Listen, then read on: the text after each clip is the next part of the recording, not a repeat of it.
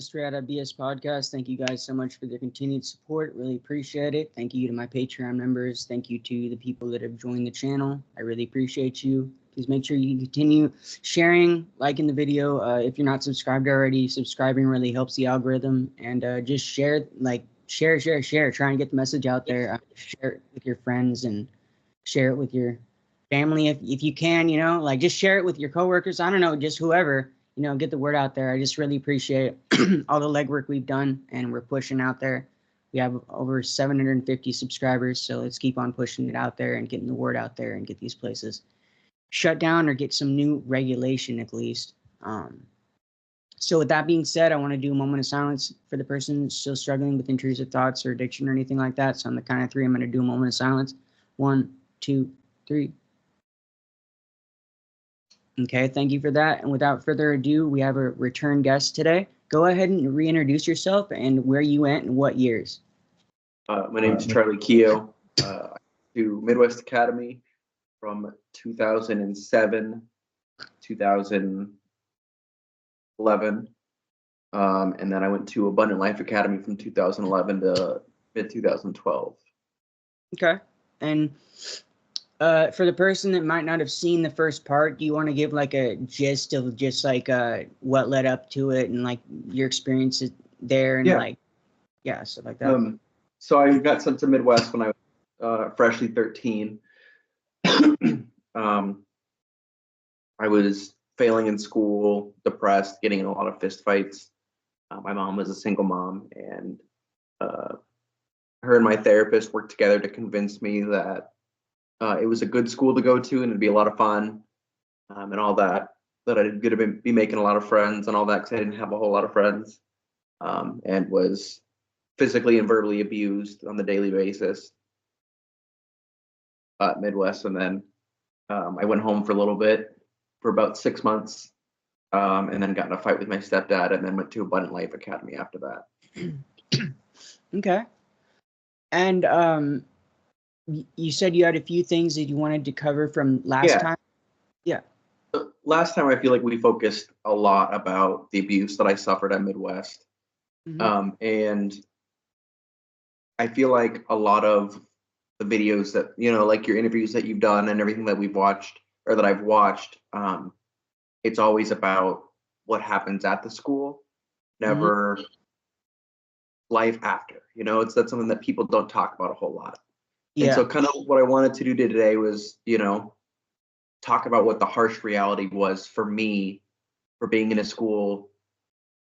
I entered high school at Midwest Academy. I was in my 7th grade year when I went to Midwest Academy. I did 7th through 12th grade at Midwest and Abundant Life Academy. I never experienced high school. So I just kind of wanted to talk about the harsh reality of what that transition into the real world was like and is like for a lot of other kids that I've talked to from these schools.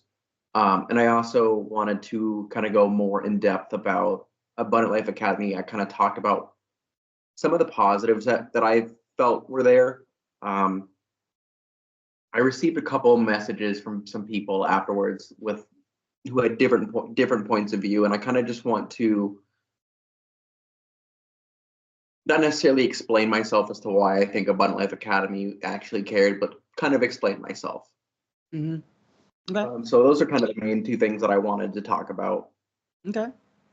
Yep. However you want to start that. Yeah.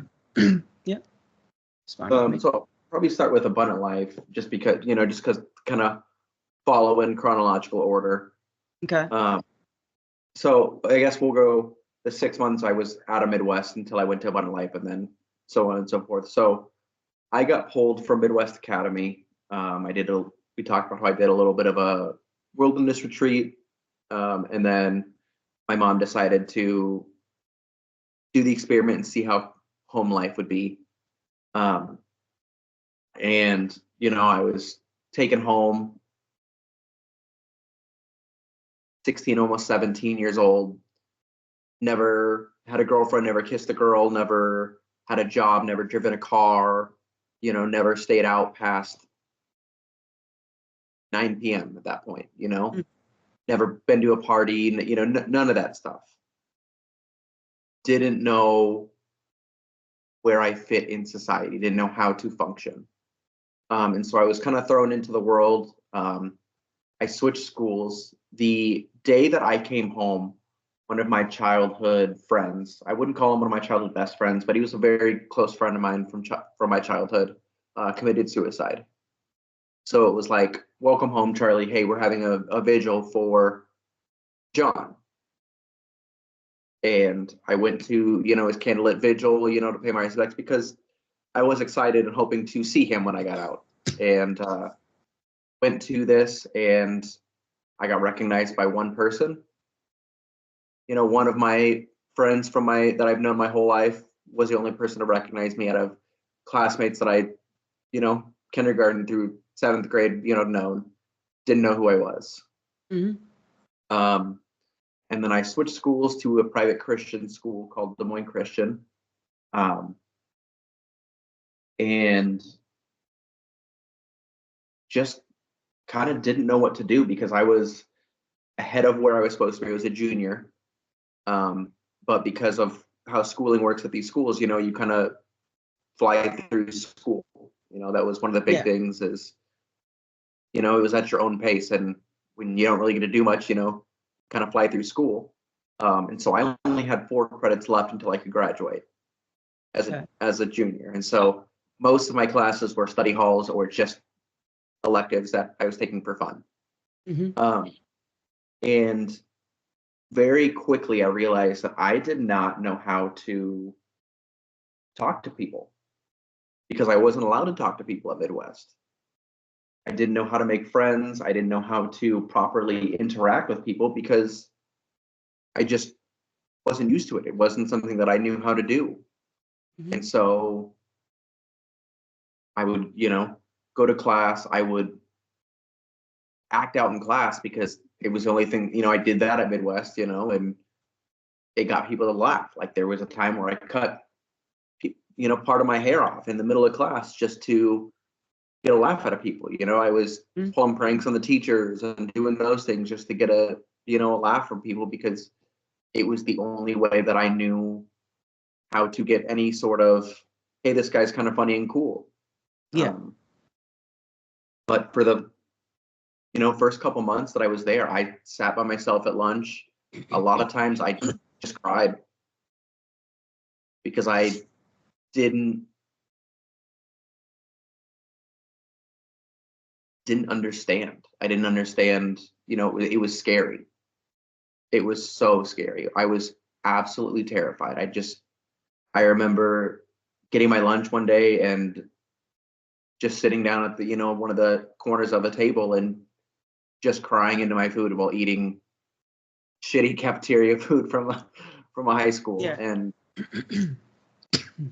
and like, I could see and hear kids, being like, what's wrong with the new guy? Why does he always do this? And I could visually see that, and they just didn't understand. And there's no way you can explain that to somebody and make them understand, Yeah, especially at that age. Yeah. Especially at that age. And so what grade was that? Oh yeah, you were a junior. Okay. So yeah. you were still in yep, okay. Interesting. And so and not only that, like how hard it is to get them to understand, but also to be able to put it into words. Yeah. To be able to say, I don't know how I fit into this society. And so, for a good little bit, I would go to school. I played football. I got hurt in football. So I lost football pretty quickly.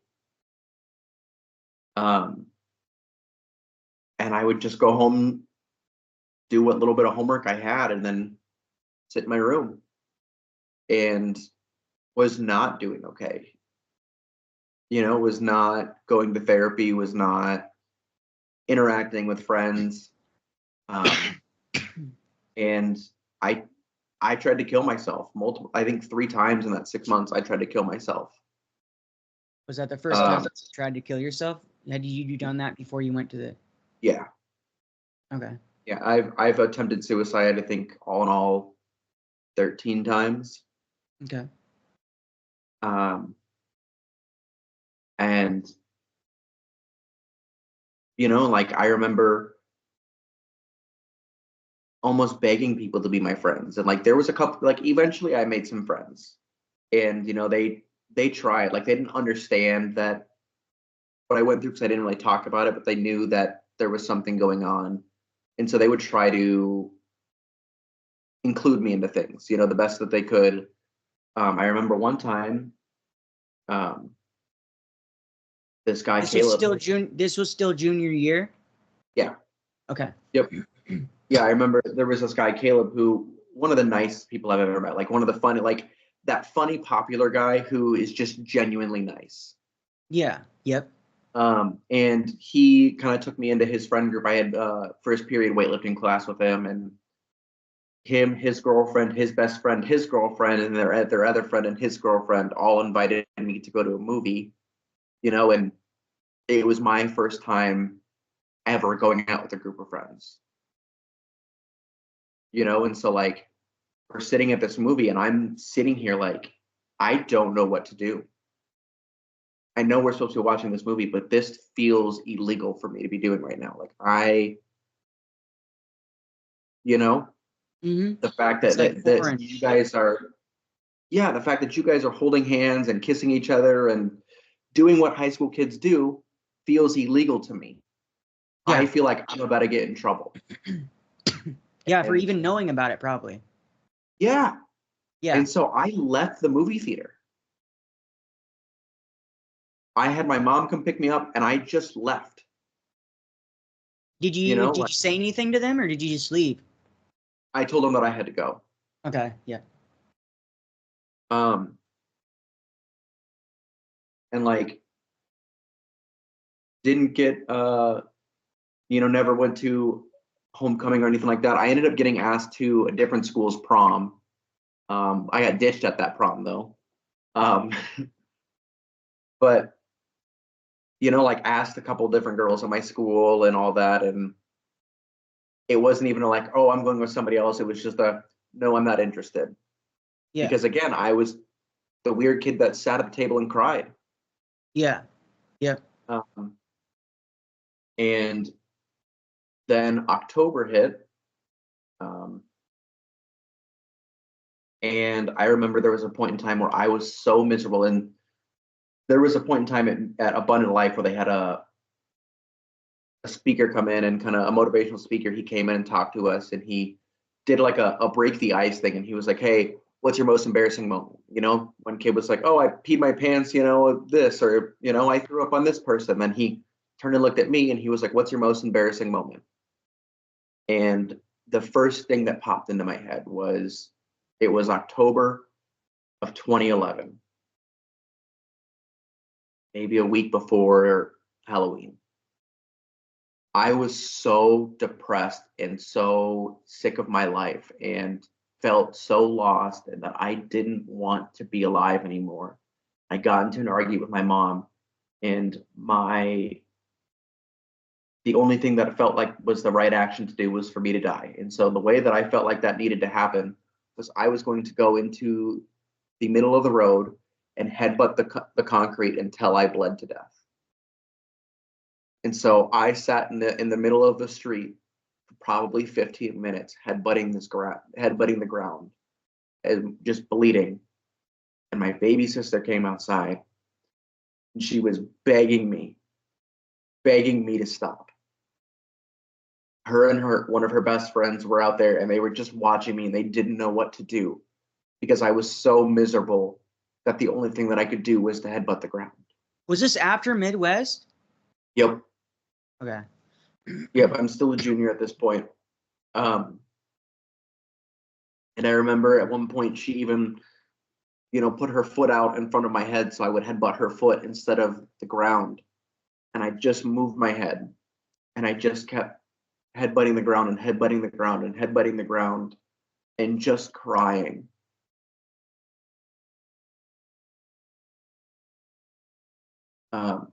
And so I went and stayed with my uncle for a little bit, and kind of was just, got a little bit better, and then was just on and off. Did somebody, what Like, did you stop hitting your head, or like what happened with that? The neighbor across the street who I was decently close with, he owns a couple restaurants, and he came out. I don't remember what he did, but he somehow calmed me down, and I went into his house. Okay.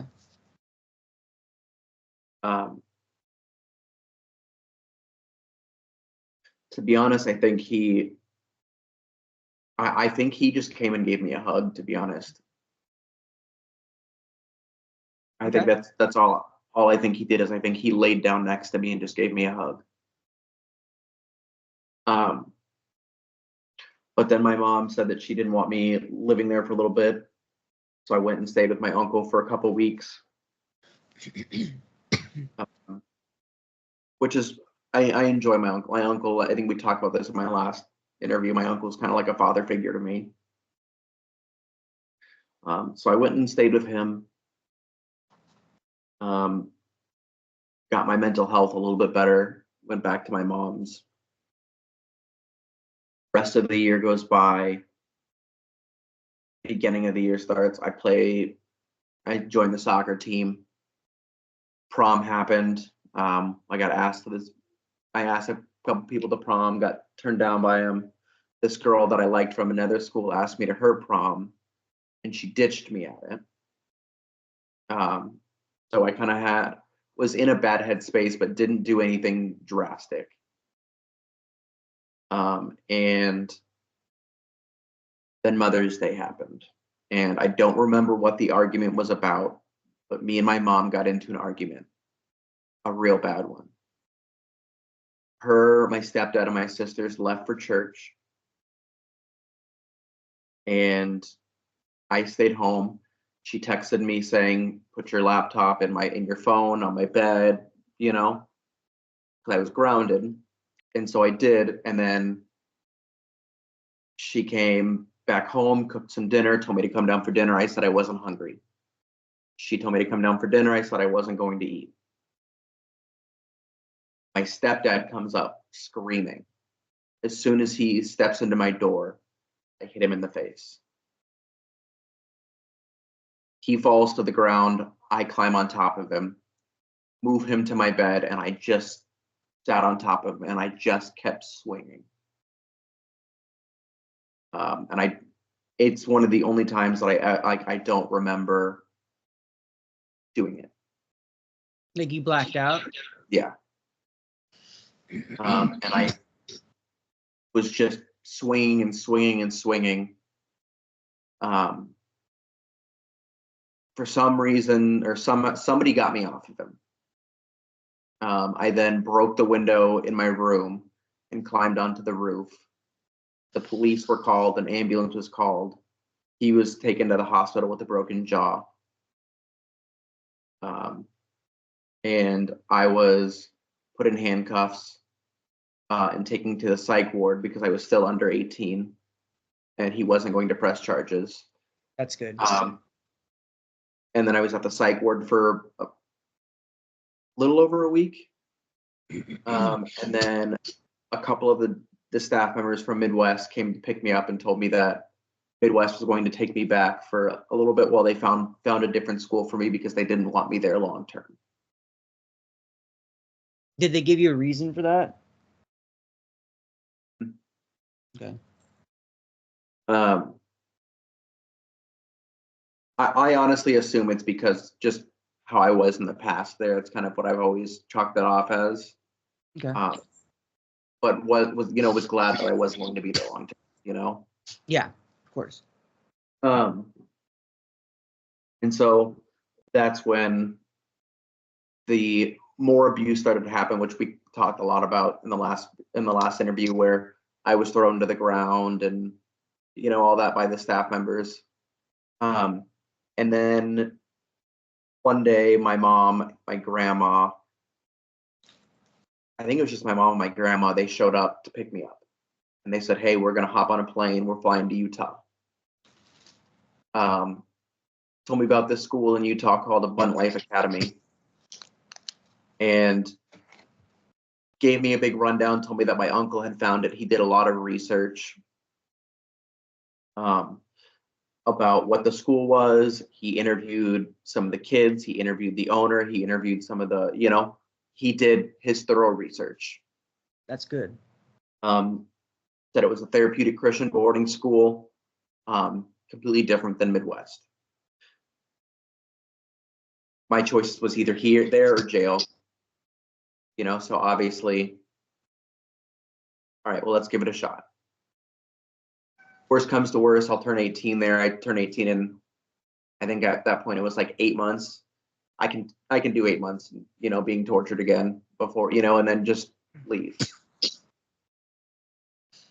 And so I get there, immediately it's day and night difference of like aura in the building as what Midwest was. Okay. I was greeted by 5 or 6 kids, all of who had smiles on their faces, talking freely, hands in their pockets, playing with lacrosse sticks and lacrosse balls, yo-yos, all of it. There was a TV on, they're in the cafeteria eating cereal, watching football. No, it's Shark Week. They're watching Shark Week. And I was like, I would have killed to watch Shark Week at Midwest. And so, immediately it was just different. And they gave me the tour, kind of introduced me to things. And then my mom and my grandma left. And I was really concerned that once they left, that things were going to, and scene, and now here's where shit happens. And it was the exact opposite. Like, they were in trouble when I got there. They were on what was called peer court. And so what peer court is when something severe happened, the way that Abundant Life was ran is it was ran by a positive peer culture, which means basically if one person's struggling, we're all struggling because we're a family and we're only as strong as our weakest link. Mm-hmm. And so if somebody's struggling, we're all struggling. And so peer court was if somebody was tattooing, one time a kid drank hand sanitizer to try to get drunk, somebody went and made out with the girls, something of higher severity. We would go on what's called peer court, where we do intense workouts called 18-20s, which is 18 different sets of 20 reps. So 18 jumping or 20 jumping jacks, 20 push-ups, you do those 3 times a day. We sit out in the hall, we don't talk, and then there is a court going on. And basically what the court is there's your 4 leaders that are there and then the main 2 staff members. And they pull people in, everybody that's involved in the situation, and they find out the facts. Here's what happened, okay, cool. Once they gather all the facts, they decide what the next step is. Okay. Do we ban this from happening? Do we ban this from happening? What sort of course of actions do we take here? And then once that has come to a conclusion, peer court is done and everything goes back to normal. Okay. So we were on peer court that time for, I think, 2 days.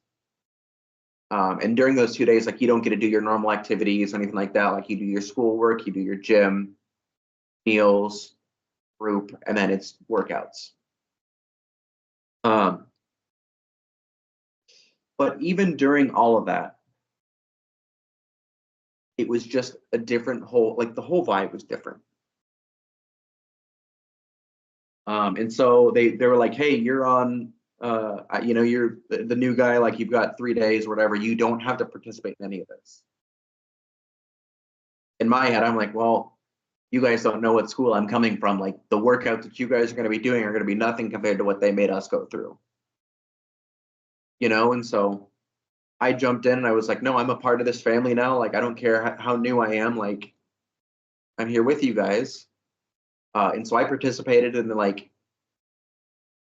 once we were done, we'd hang out, we'd listen to music, and like, it was just different. Like, yes, we all lived there. Yes, there were a bunch of rules, but like, we had a kickball tournament with the girls at a nearby park. We had 4 teams, and like, we would do stuff like that. Like, there was a day where we had nothing going on, and one of the guys who played guitar pulled his guitar stand out, and he goes, haha, my guitar looks like an AK. And then he pretended to shoot some people, and then somebody else grabbed their guitar stand, and he was like, oh yeah, here's mine. And he extended it out, and he was like, mine's a sniper rifle. And we played Call of Duty with make-believe guns for probably an hour and a half, just That's running cool. through the building. That's cool. You know, like, just what we were able to do, and like the staff members that were there, like, they weren't the staff members that were there, like, I reached out to them when the program came out. There were two in particular that will always hold a place in my heart, and their names are Jordy and Trevor. They are two of the most caring people that I've ever met, because the big thing about them is they didn't treat us like we were bad kids. They didn't treat us like we were kids in a program. They treated us like we were people. They genuinely, like, we were their friends. We would, on Sundays, we'd watch football together, you know. They would play basketball with us. They would, you know, hang out with us. They'd go work out with us. They would do all these different things. They sat at the same table and ate with us. Like, we wrestled, like, you know, just stuff that you do with your bros. And that was what they did. Like, on weekends, we could play video games. They would come play fight night with us. They, you know, they would just there and interacting. And yes, when it was time to be serious, they were serious. But at the end of the day, it wasn't a paycheck for them. There were better jobs that they were qualified for. There was more that they could be doing. They were there because they wanted to help. And that was the case for, honestly, I can't think of a staff member that was there for a paycheck while I was there. The owner of the school, his name is Craig. I have nothing but great things to say about him. You know, he introduced himself to me very quickly on. He sent his son through the program, and while his son was there, his son didn't get special treatment. He didn't, you know, Craig didn't come see him. He didn't, you know, didn't get anything like that. Like, the only time that he got to see his dad was when his dad was scheduled to come do his, you know, talks with people. That was when he got to see his dad. He still got to do his phone calls every week, but it wasn't anything different. And for me, that was a huge thing, because that's not something that would have happened at Midwest, you know.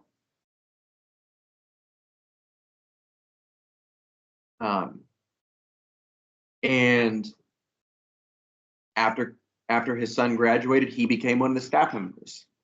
There were a lot of the case in that, like, a lot of kids there graduated and became staff members. And it wasn't because they didn't want, or they didn't have anywhere else to go or anything like that. A lot of the times it was, hey, I know I've graduated and I know I've made these steps, but I'm kind of afraid to go home right now. I'm kind of afraid that I'm going to go home and fall on my face. And, you know, the three main people that were there, like the owner, the three higher ups, Craig was the owner, there was Dave, and there was Marcus.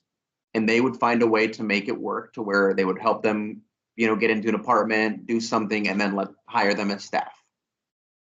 And they would work there until they were like, hey, I'm ready to go home. And they'd be like, okay. Because they did not want to see their kids go back to where they were.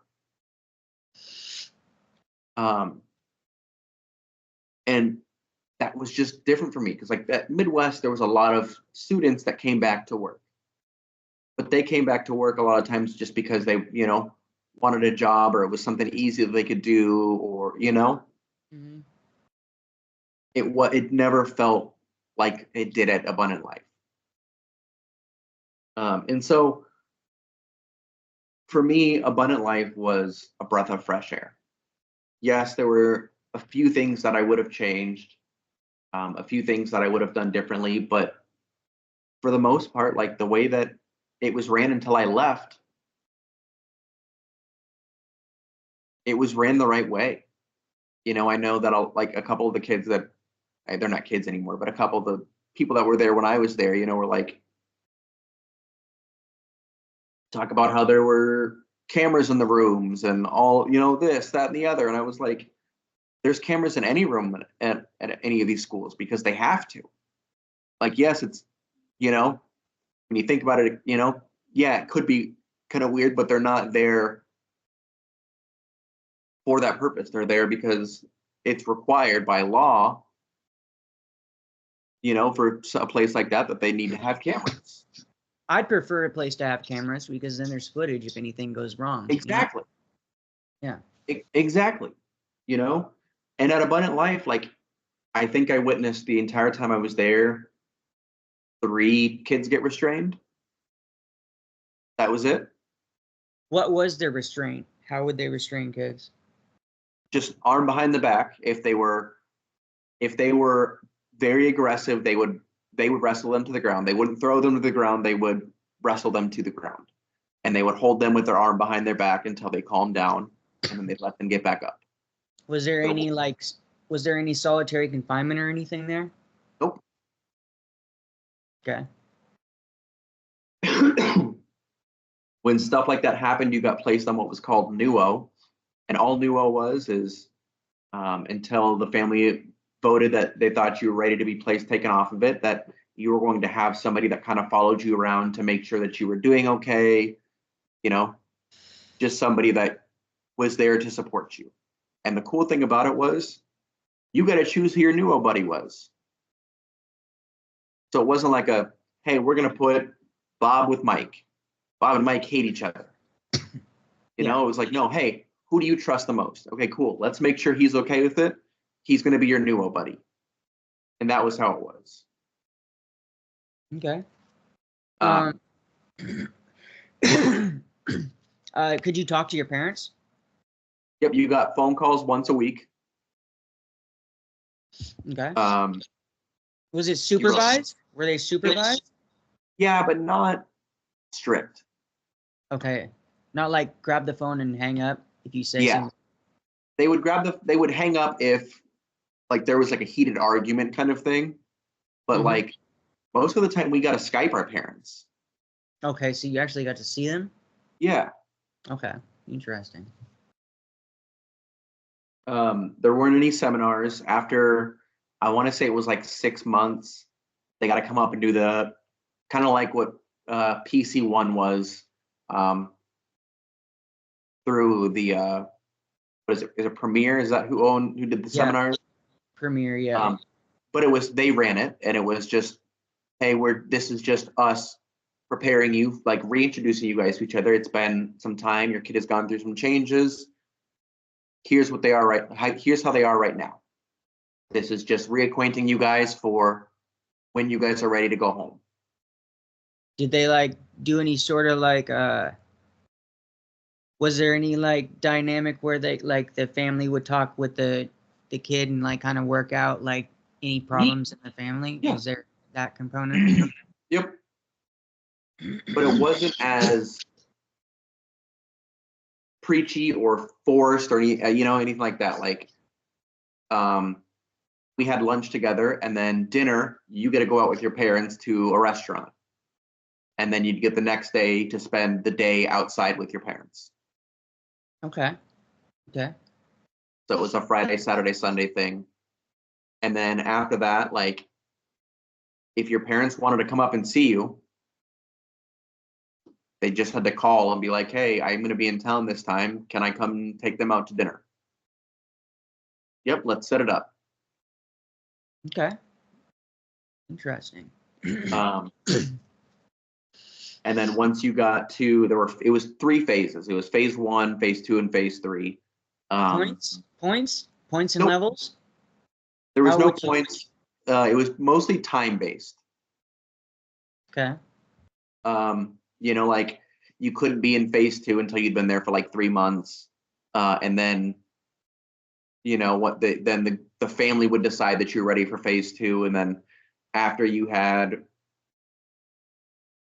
kind of shown that the progress that you've made and all that, and we're getting closer to going home and done your home visit and all that, you would then go to phase 3, and then you would get ready for exit.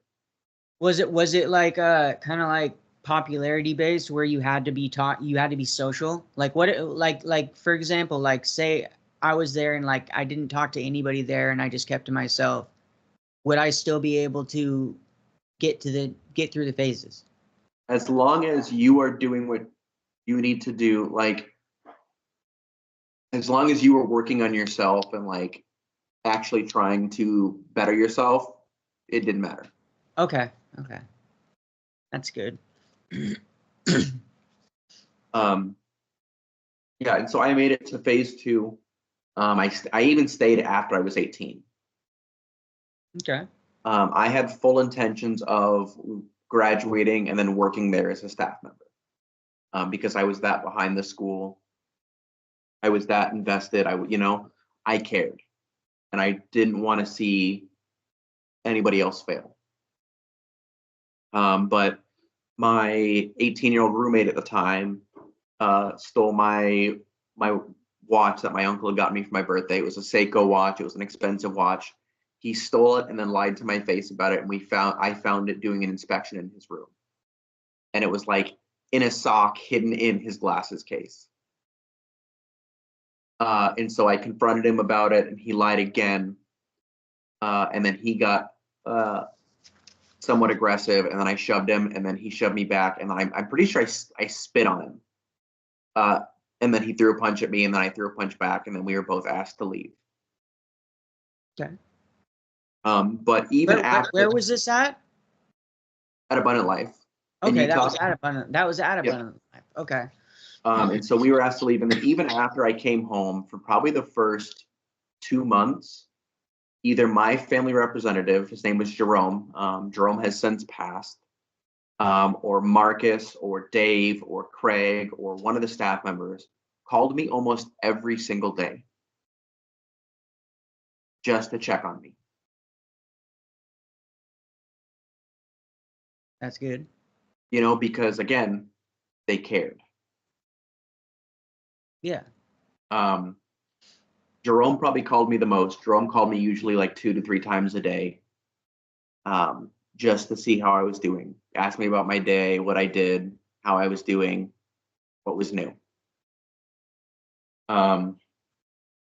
But I came home. I lived with my dad for probably 3 months. And again, don't have any social skills. Don't know. Suddenly now I'm an adult. As before I was still a kid. Now I'm an adult. Worked landscaping for a couple months. The season changed and they laid us all off for the winter. Got a job working for my family's company in a warehouse, got in an argument with my dad, moved out of my dad's house and into my grandparents' house while they were in Florida. And was living in their house by myself for the first time ever. No friends, no idea how to make friends, just living alone. And pretty much I would go to work, I would come home, and I would just sit around, stare at walls, find a movie to watch. Didn't even have the desire to play video games. And I remember very clearly, I was so desperate to have a friend that I would make Facebook statuses being like, hey, who wants to hang out? And it would get 35 likes. I would message every single person, hey, what are you doing? Scene. Like nobody would ever respond and be like, oh, I want to hang out. And it was just, I felt so fucking alone. No matter what, it just felt like nobody wanted me around. Any friend that I had made didn't want anything to do with me. And I ended up moving out of my grandparents' house because a guy who I was becoming friends with wanted to get an apartment with me. So day comes where we're supposed to sign the lease. He doesn't show up. So I now move into this 2-bedroom apartment by myself again. And it's just the exact same story. And for probably the next year, it was just that routine. Go to work, come home, be alone. Yep. And that was probably when I was at my darkest point, because what do you do when you're alone? You just sit there and think. Well, when you're depressed, those thoughts eat you alive. Yep. They eat you alive. And eventually I made a couple friends who weren't really friends. They just kind of liked me because I didn't do a whole lot. So I always had money and Of course. was always paying for things. Yeah. Met a girl who was nothing but trouble, and you know,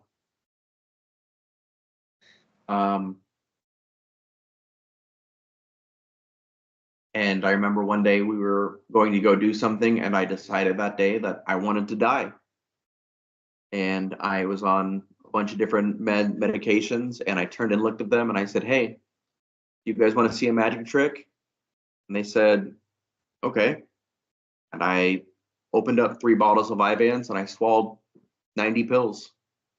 And then I took off out the door. Wow. 15 minutes later, I was found on the side of the road, rushed to the ER. I spent a week in ICU, and then 3 weeks in the psych ward. 5150 kind of situation? Yeah. Yeah. Okay.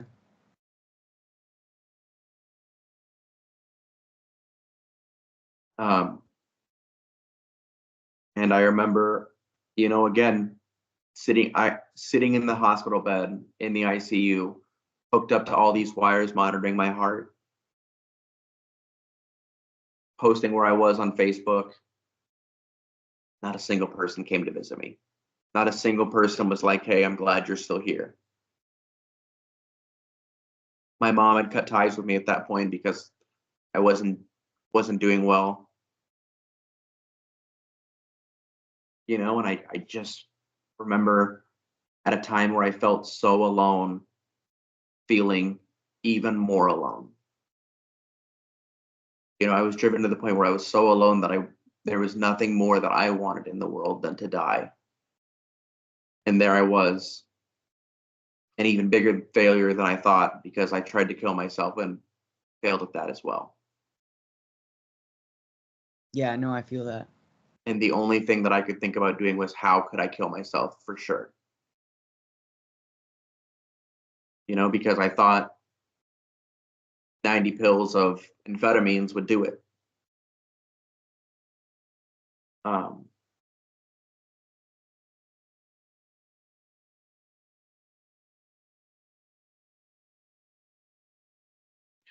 But it didn't. And I was even more disgusted with myself than before I did it. Broke up with the girls shortly after. And kind of just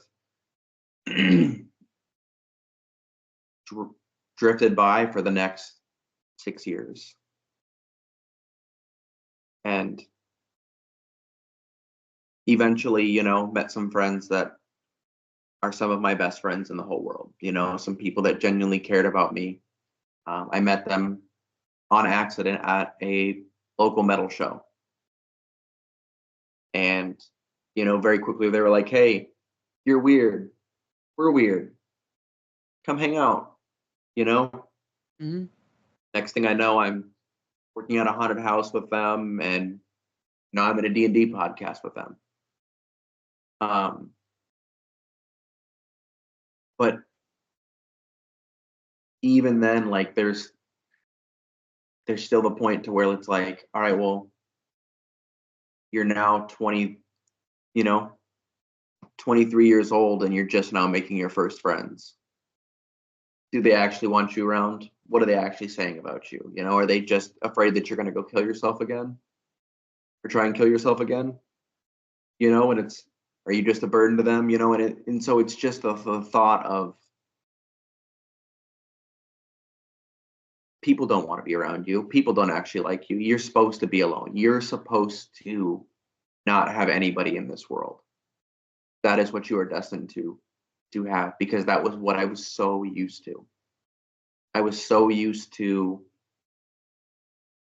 being in silence, not being able to talk to people, not being able to interact or build these friendships or relationships, that now as an adult, even though I'm not there, I am still not allowed to do this.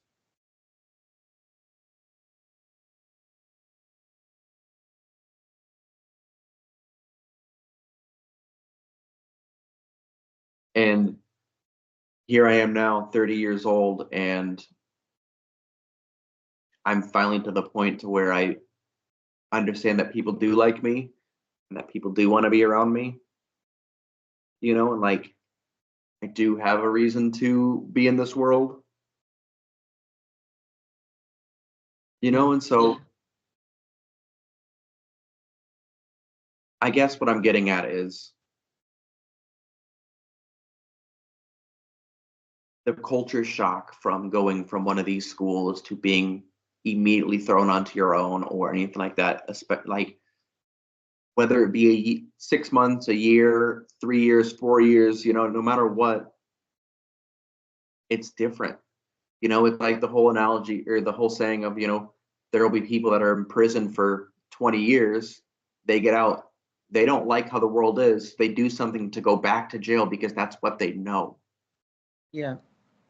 Yep. You know, and it's like, for the longest time, I just wanted to be sent back somewhere where everything was decided for me. No, I feel that. Because it was so much easier for me to live that life than to live a life where I live by myself in a room by myself.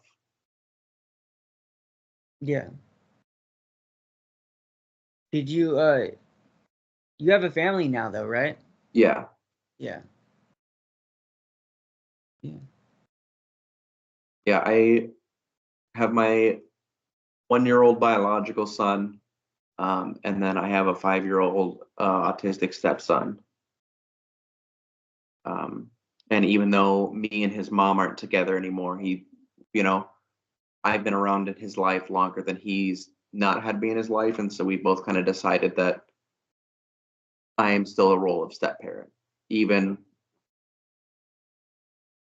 past things. And you know, my boys are my world. You know, they give me so much life and so much drive to do things. You know, no matter how rough a day is now, coming home and seeing the smile on their faces or how excited they get to see me kind of just fixes everything, you know? Yeah. And I mean, there's not a doubt in my mind that if I don't have them, like if I had never met them or, you know, they were never a part of my life, that I don't at some point just put a bullet in my mouth. Yeah. There's been numerous times where I have just gone to a gun store parking lot and I have just sat there with money ready, weighing out, do I go just buy a gun and do it? Do I just say fuck it and end it all right here? Would anybody really care? But now it's like, it's just different, you know? Mm-hmm. And it sucks that I'm 30 years old and I'm just now getting to the point to where I'm able to do that. But I think that's why I wanted to bring up the importance of life after the program. You know, because everybody since the program came out and all these shows have come out, all everybody wants to talk about is life in the program. Yeah. There's When so in much. when in reality, life outside of the program is just as fucking scary. Yeah. Because now we have all of this trauma, this pain, you know, these memories from the program that we just shove deep down inside that slowly come out one by one. You know, like there are times where I'll hear a shoe squeak and I don't know if you guys did 90s at your school, but I'll make a 90-degree turn, or a shampoo bottle, like a generic Walmart shampoo bottle, I'll smell it, and I am instantly back at Midwest Academy. Yeah. No. Yep. Instantly, I am there. I can smell everything. I can see everything. I can hear all the sounds. I am back there. Now I'm stuck in a world where I had like these small things just trigger it. Yeah. Yep. A lot of things set it off. Yep. I can relate to that. Like the songs from the programs. Yeah, those especially. What is it? 3001? Is that the name of the song? 2001: A Space Odyssey. Yes. You know, how many fucking movies is that song in? Yeah. So many. You know? Yeah. The first drum beat of that song plays. I'm back at a seminar. I'm sitting down because that is what I'm supposed to do when that song plays. Yeah. You know, like things like that come on, and they just throw you right back into it. And once you are into that thought process of I am back in this school, it is so hard to pull yourself back out of it. Yeah, it is. It is. A lot of us don't. A lot of us don't pull ourselves back out of it. A lot of us don't know how. Yeah. And that's why, like, again, like that's why I cannot reiterate enough how important it is to talk about life after the program. Because we are given no tools how to survive out here.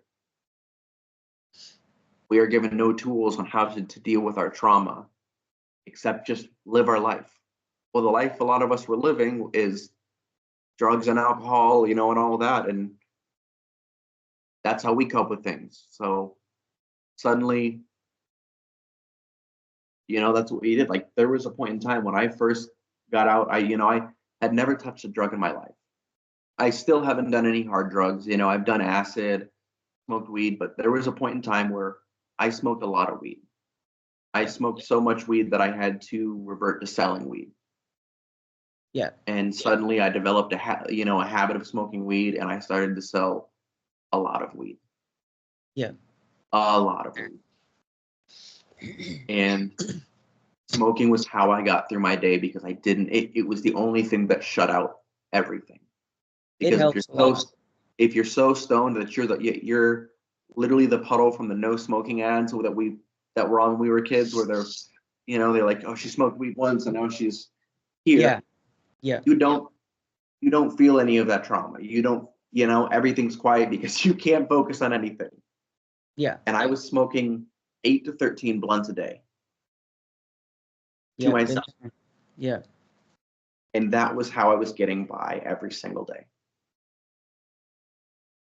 And I wasn't going to therapy. I wasn't on any medication. To this day, I'm terrified to be prescribed any sort of medication. Because what happens if I have a depression episode and I decide that I want to take these pills? Yeah. You don't want to enable yourself to have that around. Yeah. Yeah. And it got to the point to where weed was just my crutch for everything, because I didn't want to do anything unless hey, we're going to go shopping. Cool. Let me smoke a blunt. Hey, we're going to go, to so-and-so's. Cool. Let me smoke a blunt. But we're going to smoke there. But yeah, I need to smoke for the drive there. And it was just, I had to be stoned. And if I wasn't stoned, I was angry, because that was when everything came back. That was when my thoughts were there, and I was forced to live with everything. And I didn't want to do that. Yeah. I couldn't kill myself, but I could sure get high and not have to think about it. Yeah. And so when I met my son's mom and we got together, she was struggling a lot with alcohol. And so we made the agreement that we were going to go to therapy and stop. Together? I stopped smoking. She stopped. Yep. Did you guys go to therapy Well, like together? we went to therapy separately. Okay. And we did, and we both stopped. And I didn't smoke any weed at all for 2.5 years.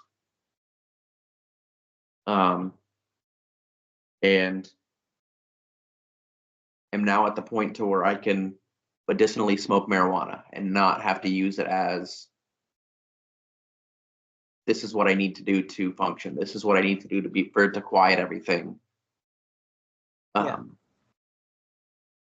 can now use it for its intended medicinal purposes or its intended recreational uses. You know, I can now go over to a friend's house, smoke with them, and be okay and not have the desire to be stoned all the time. Yeah. I feel like also we kind of grow out, at least me, I kind of grew out of that, you know? I feel like when I was in high school and like when I got back from the program, like I was all about, you know, smoking weed every day, blunts all the time. Like if you didn't have a blunt in your hand, what the fuck are you doing type thing. Like, just always seemed to be the thing. And then I just kind of died down when I got older, you know? Yeah. Just became more of a, but I was definitely there, you know, 20 blunts a day type thing, you know? Nobody wants to be a skeevy stoner their whole life. Like, yeah, no, I'd rather, you know, and nowadays I can actually enjoy the weed and just like, you know, hit and just really savor the terpenes and like the effects and just, you know, I don't have to sit there and smoke bowl after bowl after bowl after bowl to feel like I'm okay. Yeah. And I no longer have to be like, all right, well, in order for me to get stoned, I have to smoke 3 blunts. Yeah. And then your tolerance is way up there. So you have to smoke. Yep. Yeah, it can become a handful. And so, I don't know, I guess what I have to say is, I guess if you are a kid that is fresh out of the program or somebody that is out of the program for years or so or months, whatever, and still struggling with this feeling alone, I know what it's like. Don't allow yourself to be alone. Find a way to get help. Find somebody to talk to. Find something that makes things feel okay that's not drugs or alcohol. You know, and there are so many of us out here that lived it, have grown up and kind of not overcome all of it, because you never overcome all of it. You never work through it all. There's always going to be something, but are at the point to where we can talk about it. Yeah. And just that you're not alone. You know, that was the feeling that I was searching for so long, was to know that I am not alone. Yeah, it's a really powerful, empowering feeling once you realize you're not alone. One of the reasons I do this podcast, you know, is to just show people that they're not alone, and that, you know, a lot of us have experienced a lot of the same trauma, and a lot of us have done a lot of the same things as in response. So it helps to know that you're not alone. It really does. Yeah. For sure. Do you have any closing thoughts? No, I mean, I feel like that was kind of it. That was a good.